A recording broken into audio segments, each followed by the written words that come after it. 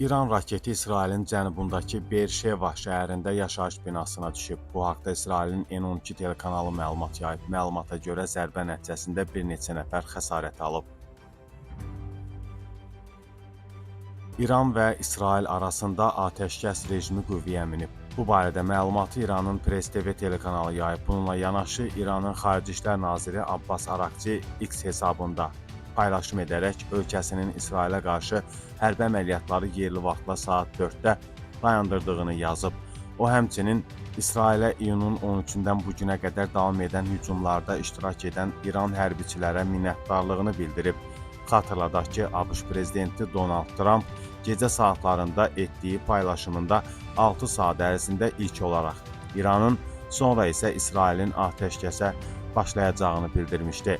Onun sözlərinə görə 24 saat ərzində 12 günlük müharibənin rəsmi sonu olmalıdır. Donald Trump Truth sosial şəbəkə hesabında İsrail və İran arasında atəşkəsin artıq qüvvədə olduğunu yazıb və tərəfləri ona əməl etməyə çağırıb.